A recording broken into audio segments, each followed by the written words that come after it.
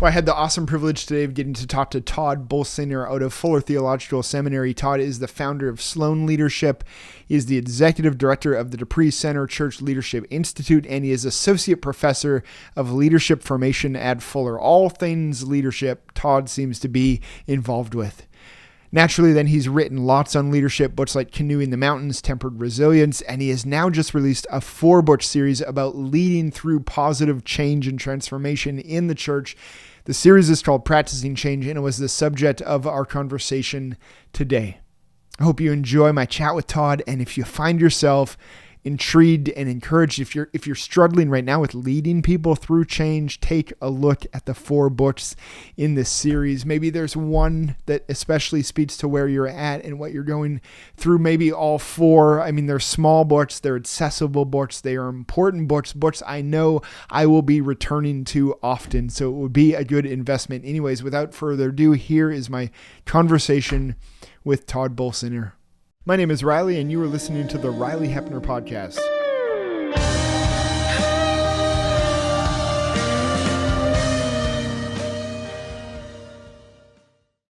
Well, right off the bat, Tod, can I ask, you're professor of leadership formation at Fuller, obviously the director of DePree Center for Church Leadership, and then Sloan Leadership. Before we even talked about the new book series, I would love to know, how did you end up in the field of leadership? I mean, academically, coaching-wise, studying, teaching, writing on it. Were there catalysts that led you into this focus on leadership? Yeah. So I was a pastor for 27 years. Okay. And as part of my work as a pastor, we had a season of time where we had about 10 straight years of everything going up into the right, in the right direction. And we were all happy about that, except the morale was going down and I couldn't figure it out. And so we ended up bringing a consulting group in to work with us, and they helped me get some real clarity about what was happening. And then I started getting involved with them, coaching other pastors, and that led to my writing a book and working on leadership formation. Yeah.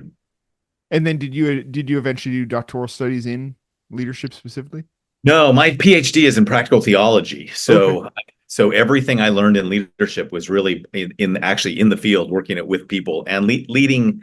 I led a big task force for our denomination, a national task force. I led something for our presbytery, our region. I ended up being a senior vice president at Fuller Seminary. So, there's stuff like, it's been the reflecting on leading change that has led me to basically now spend all my time working on how do you form leaders to faithfully navigate change. And what are the exciting components of that for you? I mean, that is life-giving to pour into leadership. I think the most important part for me that's life-giving is that leadership is ultimately learned. It is really a formative skill. I said the closest thing in the ministry world that we have to it is preaching, where the life of a preacher matters as much as their eloquence. Sure. But there are ways that you can help people preach better and more faithfully. So I always say that once you believe that leadership is taught rather than born into it, that it's taught and caught, I often say, then you realize you can actually make a difference by helping invest in the leadership, the developing the people to be able to lead change wisely and well. How much is one versus the other, being born into it and being taught it? Like, can you form a leader with 0% of those born nature qualities of a leader, or do you need a bit of both? Well, think of it this way. When we think about preachers, if somebody comes from a family where they taught them how to be funny and they're personable and they've got strong emotional intelligence and they can read a room, they're going to be better preachers. Sure. But you can also teach those things. I mean, literally, comedians go around the country workshopping jokes, and you can help people learn how to pay attention to what works and what doesn't. And if you just think of it like any skill, I believe you can actually form people for faithful leadership with any skill. And this is where the scriptures actually help us, because, Moses didn't think of himself as a leader. He was running. And he even said, look, I'm not even eloquent. That's Aaron. You got the wrong guy. And David was a shepherd, and nobody looked at him as being a leader. That was Saul. You should look at Saul, or look at one of my older brothers. And it was God who kept picking people and saying, I'm going to form you for the task, for the mission that I want to accomplish. And that's what I really believe is leadership is ultimately about energizing people toward their own transformation so they can accomplish a shared mission. It, And that starts with the leader's transformation, and then it goes to the organization or the community or the congregations. is there something valuable, do you think, in informing leaders about reluctant leaders? Maybe at least in the church, I don't know, creating a dependency or Well, I think if reluctancy is ultimately about the fact that I have seen the trappings of leadership and I'm not sure I want that, yeah, like then I think it's healthy. I would call it the humility of people okay, who the very, very best leaders. So I work entirely with people who are trying to lead change. okay, How do you lead healthy organizational change, healthy community change? What we found is people who can do that, because it's a hard thing to do, are people who are grounded in something other than their need to be a success as a leader. yeah. Oh, If that's you need to be successful as a leader, if you need to prove yourself or demonstrate or have people respect you, or as Jesus said, call you doctor in the marketplace, yeah, you're going to struggle when what leadership requires is, as Marty Linsky has said, disappointing people at a rate they can absorb, because leadership has really lived in that area. yeah. Oh, that's well said. Well, the new book series, which I only have digital copies right now, so I can't hold it up for you. But practicing change, 4 books under that heading that try and talk about individually here. But what led to this series specifically? Obviously, you've written lots on leadership before. Yeah. Again, speaking of catalysts, maybe what were the catalysts or motivators to write again on leadership, specifically on practicing change, and maybe even why at this moment in time? Mhm. Yeah. So my consulting company, AE Sloan Leadership, is very focused on one thing. How do we help faith leaders thrive as change leaders? We want to help faith leaders thrive as change leaders. Last year, I was invited by World Vision to go to Bangkok and work with a bunch of leaders who are working in their microfinancing. So they're taking on really big challenges, like stuff like how do you do micro lending to refugees, to people who will never have a permanent address, maybe for the rest of their lives. And yet you want to help them lift them out of poverty by doing micro lending, like this amazing challenge. And I spent like 3 really intense days with these folks. And the person who invited me was a person who had a PhD in leadership. She actually is someone that I know and really respect. And the whole time we kept talking about how do you prepare these people? How do you bring change? How do you equip them for these big tasks? And I found myself thinking about the fact that if we had both talked almost all the way home, flying back to the States, which we didn't, we had to sleep. But if we had taken the same flight back and we'd landed in Los Angeles, she would have had to go on to Houston. And I thought to myself, I wish there was something I could give her, that she could literally go into the airport bookstore and she could buy like a bottle of water, a bottle of Excedrin, and a protein bar, and pick up this little book that she could pick up, and she could read it on the plane between Los Angeles and Houston, and then immediately get copies for her team to start being able to apply and learn. That's what I was thinking about, is Yep. good leaders who need like field guides to work on the particular challenges of trying to bring change. And that's where it all started. Okay. I'm more and more I mean I've been working with Cruciform Press a little who do this really well. Tim Challies like keep putting out little books. Mhm. I'm more and more just I don't know, gravitate to those small books because when you're on the run, I mean so when I came across yours like yeah, I think they're a perfect accessible size to trying to do it while you're in the middle of trying to affect change and just need, as you called, a field guide. I really Thank appreciate that. Well, the 4 books covered 4 flawed mindsets. Then is it? Oh, I have them written down right here. Trying harder at what has been successful in the past, focusing on pleasing historical stakeholders, doing whatever we can to eliminate resistance, and confusing trust with transformation. How did you discover those 4 and finally decide on those 4? Is there something that makes those 4 the most essential mindsets, or are those the biggest problems right now I call with these leaders trying to? these are the 4 big mistakes that good leaders make. Okay. The person I was talking to from World Vision, she's a really good leader. I Okay. mean, and what I found is that in our work, we work with good leaders. We work with people who, like, they've already had success. They've been people of faith, people of character. They've done all the right things. Just a rapidly changing and disruptive world has set them back and they're not quite sure what to do. And it starts with a premise that one of my coaches taught me that he learned from one of his mentors, which is at the moment of crisis, you do not rise to the occasion. Okay. You default to your training. So what I realized is what people need is they need to be retrained in very specific things. And these 4 areas were the things we noticed that are the 4 mindsets and activities that really good leaders do all the time.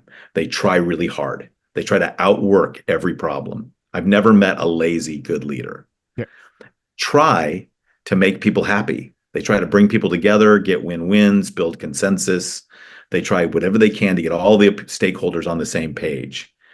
They then focus their attention on, if we've got a good idea and we're all committed and we're all going to do it, if we get any pushback, I'll hold firm. Don't worry, I won't cave. If they get pushback, I'll push back against them. Yeah. And lastly, they believe that, look, as long as you trust me and as long as we have good trust and we haven't ruined trust, well, eventually everybody will come along. And those 4 mindsets work when you're talking about what Heifetz and Linsky call technical problems. Technical problems are really complicated problems, but they're problems experts can solve. Yeah. So just imagine if it's a matter of getting a good team of people to work hard on a problem, get in that solution, and then implement it well, then you've got the right thing.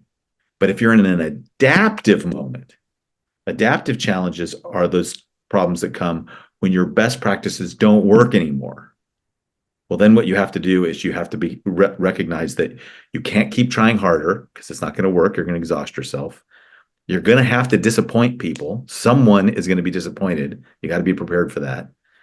You have to be willing to actually meet with and talk with and bring people who are resisting along. And you can't do that just by pushing back on them. You got to pull them by.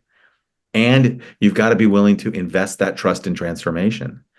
And the thing about it is we see this every single day in our consulting company. I mean, one of my consultants is working with a national nonprofit this morning and literally texted me and said, what do you do if the boss is getting upset because they don't want to talk about this subject? What do we do? He's sabotaging the whole thing right now. And so we're working real time. And this guy's a good leader. This boss is a good leader. And we said, this is real-time work that we do every single day. That's fascinating. Fascinating even that, I mean, as you're talking, like some of the best leaders in the world still struggle with affecting change. Oh, all the time. One of the hardest parts is none of us were trained, especially faith leaders. This is a part, it works beyond faith leaders. And we learn this in every industry. But especially faith leaders. Faith leaders were trained to hold the line, have character, hold on to the things that are the most important, work people through. They're creative, Yeah. but they're really creative at being able to do the things that brought us here. What happens is when the world has been radically disrupted and it no longer works, now we have to figure out how to wisely navigate change when people, all they want to do is go back to what's familiar. Yeah. Well, maybe that's kind of one of my questions. Why is change so important to church ministry, to discipleship? Like what? Well, the biggest answer to that is because the environment we're in is changing. Okay. The environment we're in is changing. So I'm right now for this year living in New York City. In every neighborhood in New York, there are multiple cathedrals that were built by multiple denominations throughout the 20th century. They're beautiful. They're glorious. They were. In my neighborhood, there's like a Methodist, an Episcopal, and a Jewish synagogue that all is this gorgeous architecture, had tons of people invest lots of money, was vibrantly part of the city. Most of them are left mostly empty today. There's small remnants of very faithful people who are worshiping these big spaces. It's not that they did anything wrong. It's that the world changed. And so if you continue to keep thinking that your job is to paddle harder, yeah, and you're in a river where there isn't any water, paddling harder is just going to burn you out. You actually have to figure out, so how do we navigate if we can no longer paddle? How do we keep going forward? How do we explore? How do we keep going? And that requires uh, people to learn more than anything. It starts with leaders having to lead the learning. And for most of us, we would rather just lead as experts. Yeah, absolutely. Yeah, again, I mean, it's that humility you were talking about, especially some, however many years in, to think that now I need to learn how to do Yeah. this. Do you think the mantra of the church to some degree is change or die? Well, what I said, so it's been said change or die or adapt or Okay. die. In my book, Canoeing the Mountains, I said it's adventure or die. You've Okay. got to be willing to take an adventure. And the adventure is risky. That's what makes it an adventure. Not like I can't guarantee you it's around the corner, but you have to be willing to lean into the adventure of learning. Like so, adaptive leadership starts when a really good leader is asked, so what do you think we should do? And they have to answer honestly, I don't know. But this is ours to figure out. Yeah. And that's for most of us, psychologists tell us those are the three hardest words for a human to say. Harder That than I makes love sense. you or I forgive you or I'm sorry Yeah. is to actually look at someone who's looking to you for hope and you say, I don't know. I don't know what to do. Yeah. And we're gonna have to figure it out together. Yeah. That's the beginning of a different kind of leadership. Yeah. Oh, that's well said. Yeah, especially in the church. I mean, we're not really supposed to doubt or ask questions or not have the answer. Yeah. That's a Yeah. tough one. Yeah, there's this great moment in Second Chronicles where literally you have this phrase, "We don't know what to do, but our eyes are on you." Like the leaders stand, like they're surrounded by three armies, and they literally stand before the Lord and they say, "We don't know what to do, but our eyes are on you." And I can't even imagine sitting in a board meeting today and saying, "Hey, look, three sides of the church around us has changed so dramatically that like we've got a homeless crisis right outside our door that's making it hard for young families to feel comfortable with us, but those are people who need the love of Christ, and the denomination is dwindling and our brand is bad, and we've got young adults and young people who are moving away from the church. What should we do?" And their answer is always like, "Well, here's what we should do," instead of saying, "We don't know what to do, but our eyes, God, are on you." Yeah. So we're going to learn our way forward. And I always remind people, learner and disciple are the same word in Greek, right? So this is an act of discipleship. Yeah. Oh, that's well said. Well, I don't know what order the books are supposed to go in because in the different photos of them, sometimes I see the colors in a different order. But I'll start with how to not waste a crisis. Can I just ask how inevitable do you think crises are in the church, and what is the potential that you see that they hold for bringing about positive change and transformation? Yeah. So actually the books aren't in any order. They're Okay. meant for you to sit down and ask yourself the question, what's the problem I'm facing right now? Okay. And so, How Not to Waste a Crisis was built on the fact that these two folks out of Harvard, Marty Linsky and Ronald Heifetz, did this entire thing 40 years ago on adaptive leadership, and it's been used in lots of places. And what they wrote in 2009 was an article in the Harvard Business Review called "Leadership in a Permanent Crisis." And they wrote that article because 2009 was right after 2008, the economic crisis, the global economic crisis. So they were literally, their premise was, we are less than one decade into the 21st century, and we've already had two major crises. We've had 9/11 and the 2008 economic crisis. Can you imagine if you have to live in a world where there's two major crises every decade, not just every century, World War I, World War II, but every decade? They had no idea 2020 was coming, did they? Sure. I mean, we lived in a world where with the pandemic, the global world shut down. And we had a health crisis that has led to a lingering economic crisis that has been, at least in the United States, exacerbated by a political crisis that has divided us right down the middle. Yeah. Oh, same here. 100%. Right? So all of a sudden we realize, I would say no leader has ever had to lead a faith community in a moment like this. But if you can learn, you cannot waste the crisis by learning to lead differently in the crisis. And that's what we teach people. A crisis gives you the opportunity to see the underlying issues that were there all along that now you can address because there'll be enough urgency. But you have to lead it differently. Everybody's going to want to go back to the familiar. I mean, just pandemic, everybody's like, how can we get back to normal? How can we go back to church the way we used to have it? And I used to say to people, church the way we used to have it is losing 1 million young people a year. Why do we want to go back to that? But we do. We want the familiar. Yeah. You learn how not to waste a crisis by learning how to stop trying harder at going back to the old things and learn your way through into the new thing that we have in front of us. It, excuse me, it felt it absolutely all the time for, in a pastor's position, like Israel being like, let's go back to Egypt. We had good food there. I Yeah, felt the same thing. Just, I didn't know how we were going to change and what to do differently, but it just felt like, why would we want to go back to yeah, what we're doing? That yeah. wasn't that great when we were in it. But Yeah, and but it's so just remember this. I always say to people when I'm coaching them through this, I say, look, remember that the root word for family and familiar are the same root word. So when you ask people to take on or step into an unfamiliar moment, yeah, they feel unfamilied. yeah, They feel abandoned. They don't just feel disoriented. They feel lost. Like, right? We can help them by saying, we will accompany you through into the future. But if we go back to the familiar, it's like Israelites wanting to go back to slavery. yeah. God called us forward to the promised land, and we're going to have to go through a wilderness to get there. I've never thought about that idea of family and familiar, but I'll just share my experience here that absolutely affirms that. We replanted a church. So when I took over 6 years ago, there were 12 people. They were all over 70, between 70 and 95.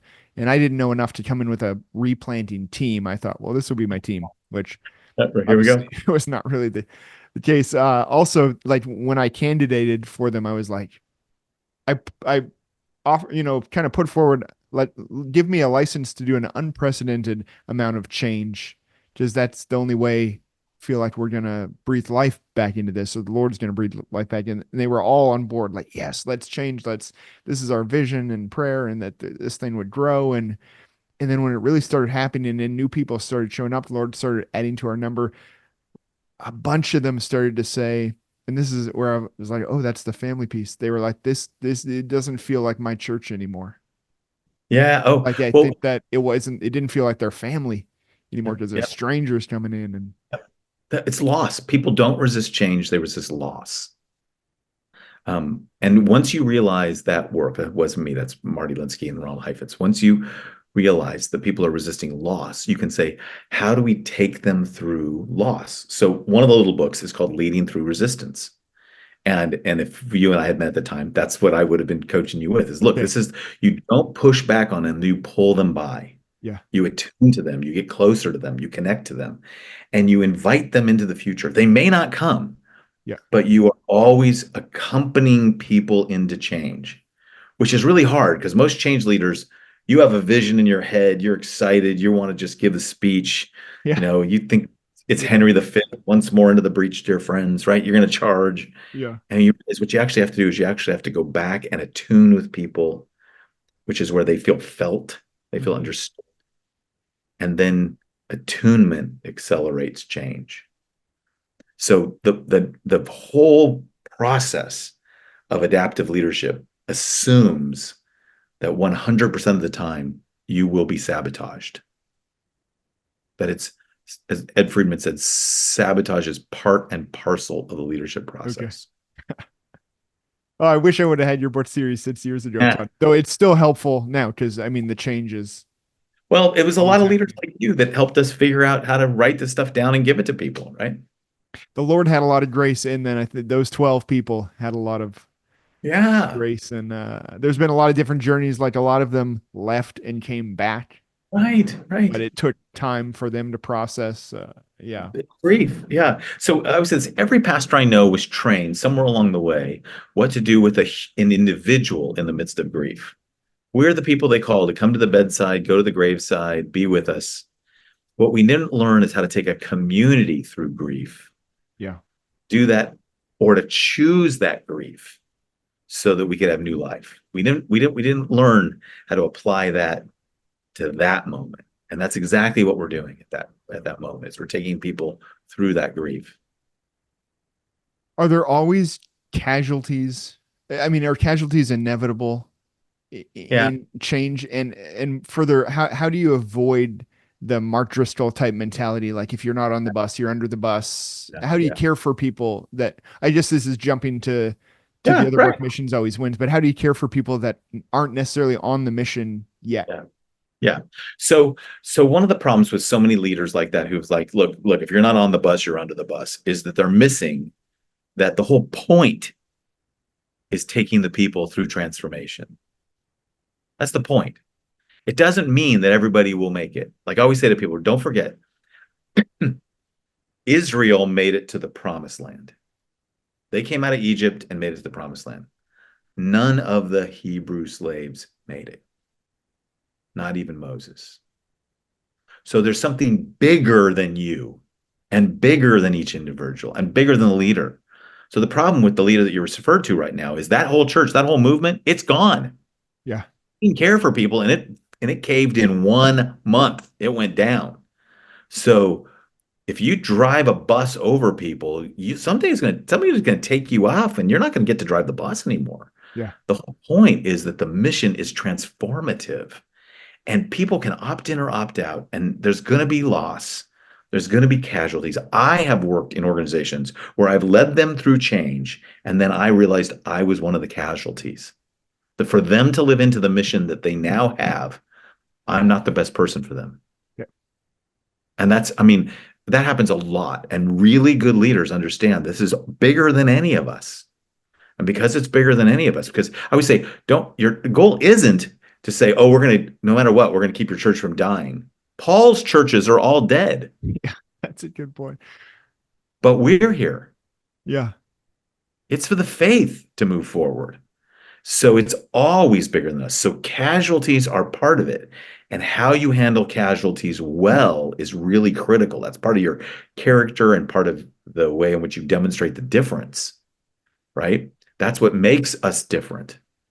That's when Jesus is talking to people and says, I didn't come to bring peace, but a sword. I will turn families against each other. It wasn't because he was being brutal, because he understood that people would have to make hard choices. Yeah. And he wept over it. We have to be really aware that there will be casualties, that there will be people who will opt out, there will be people who won't fit, and eventually we'll be that. We will lay it down, Yeah. right? Because we're participating in something bigger than ourselves. And that's why the little book, The Mission Always Wins. So we talked about how not to waste a crisis and leading through resistance, how not to always win, how the mission always wins is really about getting clear on the thing that is more important than any of us. Okay. And do you think that thing is different for different churches, or is it one thing? I mean, is it Christ, the job? Like, yeah. So when I talk about mission, so this is an interesting part. Almost every church I know has a mission statement. And if they don't have a mission statement, it's because they're part of a denomination or a group of organization that has one. So most people's mission statements are not mission statements, they're mottos. okay. And so a motto can be really, really inspiring. It's great. But a motto is not a mission statement. A mission statement is a tool, not a t-shirt. It's a tool for decision making. That's what it is. It is a tool specifically for decision making. It is to help you decide what is ours to do and what is not ours to do. I always say, just continue in your head, keep thinking decision and incision are closely related, which means when we make a decision, we're going to have to cut away what we're not going to do because this is so important. And we all know this. The most important things in life, you have to make a decision to cut something away. When you commit your life to another person in marriage, forsaking all others, you do that because you believe that covenantal love is going to be deeper than what you could possibly have. When you say yes to a family, you say no to other things. When you say yes to this call, you're saying no to other calls. Like the mission is the way of saying, once we have discerned what is ours to do, we're going to be faithful with this. And if the circumstances change and the strategy changes or whatnot, we're going to have to retweak and resharpen that tool. But the mission, when we take people through the exercise of teaching them how to write an 8-word mission statement, all you do is 8 words. We take them through that exercise. The exercise is more important than what comes out of it because they have to make hard decisions about what matters Who's our target? Who has God called us to? What's the impact or the difference we want to make? And then what's the verb? What's the thing we're going to be about? And that's what we're about. And that 8 words becomes the tool that is really sharp to help us make decisions. Do you think even some of the, the real t-shirt tagline mission statements and some of the big churches that we all look to, some of them even aren't mission statements, they're Oh, mottos? those are not mission statements. They're Okay. beautiful branding. They're Yeah. great brand. They're inspiring, right? They're totally inspiring. That's what that's what a motto does, right? Right? Like, so to have somebody say, I mean, like just think of this, like to glorify God and enjoy God forever, right out of That's the the West. one I was thinking of. Like, it's great. It's incredible. Yeah. Question is, so how are we going to do that in the place where we are put? So even this, I live in Los Angeles, California, and Ketchum, Idaho, most of the time. For this year, I'm living in New York. I'm going to churches who their purpose for being in the city in Manhattan, even neighborhoods of Manhattan are different. The boroughs are different. One of my clients and one of my students is in Queens, New York, working with the most ethnically diverse zip code in the world.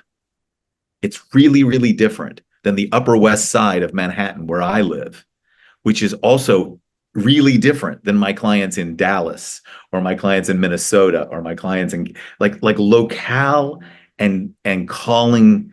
If we're called to love our neighbor, we're called to love particular neighbors in particular ways. And that's going to sharpen that mission tool, that mission statement. Could you see some ways that the missions always wins, like that idea can be distorted, where Oh, we get so hyper focused on the mission, which maybe isn't even a mission, that we start sacrificing things like family and whatnot, like especially in ministry? oh, yeah. So when I always tell people, when you say the mission always wins, you're not saying the leader always wins. Okay. You're not saying the donors always win, history always wins, new people always wins, urgency always wins, anxiety always wins. There's all these things we're not saying.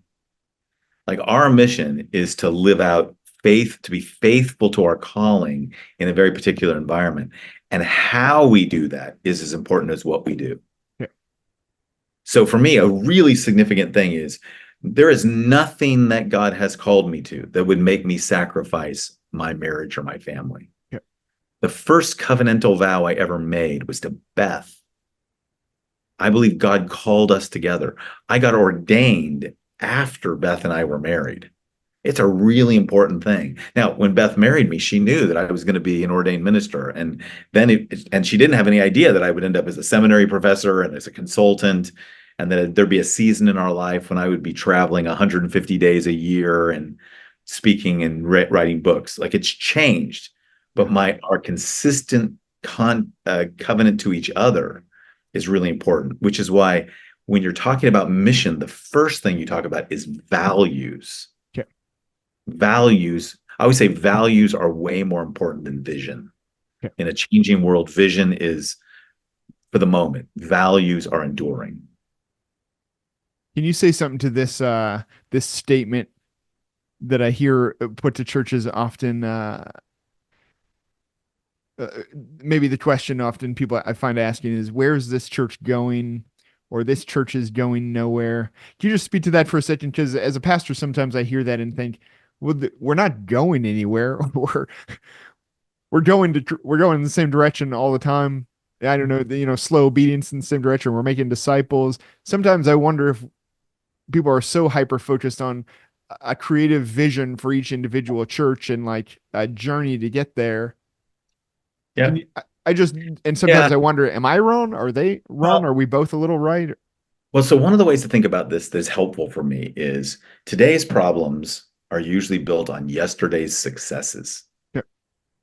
So one of the things that was really true in business and in organizational leadership and in the church in the 1990s was the idea that in a world that was pretty stable by and large, I mean, there was stuff going on in the 90s, but it was pretty stable by and large. And the church was moving up. The church was in the middle of a resurgence in most of the world. What mattered was, okay, so what do you think the future is about? So people started quoting Wayne Gretzky. His dad told him what makes him great is to skate to where the puck is going. not to where the puck is. So people started saying, if you can figure out where the puck is going and get there, that's what leadership is. The problem is 25 years later, we got 14 pucks. Like the game has changed completely. Yeah. Trying to skate to where the puck is going is ridiculous because we live in a world where none of us know what's happening next. So vision is now overrated because most of us are going to be in a fog for a long time. Yeah, that's good. What matters is the footing.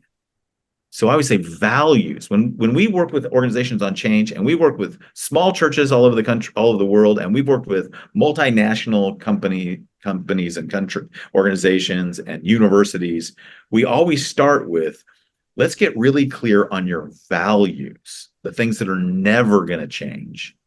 And let's get really clear on how those values turn into what we call your charism. Here's the gift we bring to the world. Here's the unique thing that makes us us. And now let's pay attention to the pain of our neighbor and ask, how does the charism of our community address the pain of our community so that we might do something to further God's mission in the world? Yeah. And what transformation is that going to require of us? And there's a church that I've been attending here in New York. It's remarkable what they have done in about 5 years in terms of becoming a church that used to be like an older church with a small, older group of people who are mostly trying to keep the lights on, to a vibrant community reaching their neighborhood.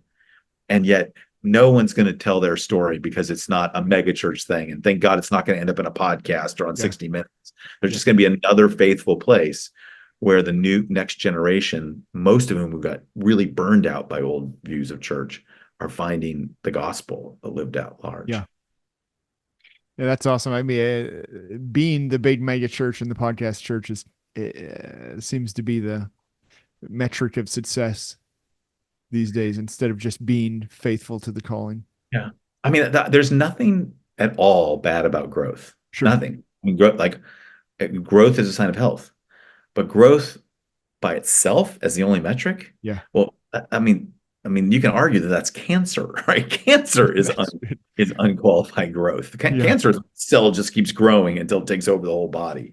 There's even when people ask me, like the one side is the church that says it's all about growth.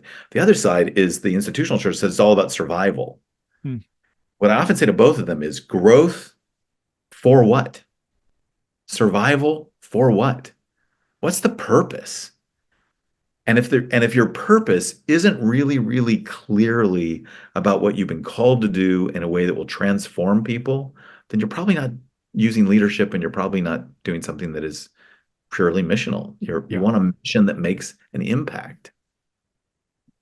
Can I ask, just kind of in wrapping up, Tod, I don't want to keep you too much longer. I have a couple more quick questions. One, in all four mindsets, flawed mindsets, and correcting those, how central is prayer and scripture to the process of correcting them? Like, what role do those play in these changes? I take it as reading the books that to some degree, those are assumptions that as faith leaders, you're going to be soaked in prayer and scripture. Yeah. Thank you for pointing that out. I sometimes get criticized for skipping over that part. And I can tell you flat out, my PhD is in spiritual formation. Yeah. I was a pastor first and foremost, and I have been all been about how do people become formed in the image of Jesus, and you cannot do that without a deeply rooted life in the presence of God, which is what prayer is, and we are shaped by the scriptures, which is God's gift to us to understand God. So for me, those are fundamental. Yeah. The shift that has to happen, and all these have it. The shift that has to happen is prayer and scripture to validate what I've always done, instead to prayer and scripture to help me discern what I am to do. Yeah. To me, the central spiritual practice of leadership is discernment. And that's, it's interesting. Most of us, I mean, you can go through seminary and not have a class on discernment. You can be in a church for 50 years and no one will teach you. So what is biblical discernment? How do we discern, is this the Spirit or not? Is this the Lord or not? Many of us have really, really unbiblical views of discernment. Yeah. And so for me, prayer and scripture lead us to discernment. And discernment is what leaders do when they come together to be able to say, how do we energize people toward their own transformation for the mission God has given us? And how might that require us to change? Yeah. Oh, that's good. I appreciate you saying that because, yeah, sometimes I think in the Christian world, books on leadership can kind of get thrown out because you're like, I don't really need that. I need spiritual formation stuff. But I mean, they're so one and the same. For me, I say this, I'm a professor of leadership formation. My company is a leadership formation company. We Yeah. work with organizations going through change. And what we say to them is, I don't know if you'll be successful Yeah. at the organizational change you're supposed to have. There's all kinds of stuff. Sure. But what I know is you should be transformed because of it. Yeah. Everybody will be changed, starting with the leaders if you Yeah. do a genuine adaptive leadership. What gives you hope for the next generation of leaders? Or I are love you, or is it, are that. you are you worried? No, no, no. I'm incredibly hopeful. And I'll Okay. tell you what, here's why. It's been the hardest season I've ever seen in the church recently. Yeah. We are every measure and every marker is the hardest season we've ever seen. I think historians are going to look back at this season and write about the church during the pandemic as one of the low points. Yeah. Like literally, it could be one of the moments where it's one of the few crises. We don't have all the data in, but it's probably could be one of the few crises since Jesus where the church didn't grow. All the plagues, all the crises, civil war, all of the enlightenment, all of the revivals, they all came out of crisis. This one didn't. But here's why I'm hopeful. Because right now, I work with people across the spectrum. As wide as possible. I work with 3 different types of Pentecostals who think each other is wrong. I work with 3 different types of Presbyterians who won't talk to each other. I work with different Anglicans and Methodists, and I work with megachurch pastors in the South, and I work with progressive pastors in the Northeast. I talk to people who will not talk to each other, but what they all want to talk about is how can we be faithful in this changing world to live out our mission? That's what gives me hope is that we all are now humbly having the same conversation. Mm-hmm. And that gives me hope that eventually we're going to be able to see new things happen in our midst. Yeah. Amen. My very last question, and it can be just a 30-second answer. Are there any books in your life that stand out as just formative to whether leadership based or whatever? Are there some favorites, some rereads that you always go back to? Yeah, there's a million of them, unfortunately. Let me just tell you the one that I have all my students read, and it's one that most people aren't familiar with. It's a Jewish rabbi named Jonathan Sacks who wrote a commentary on the Pentateuch, the first 5 books of the New Testament, of the Old Testament, the Torah. He wrote a commentary called Lessons in Leadership. And every single day, he took his team through a conversation where they reflected on scripture and leadership. And Lessons in Leadership by Jonathan Sacks is the book I ask all my clients and all my students to use as a devotional for 1 year. Because it brings together community, spiritual formation, and leadership.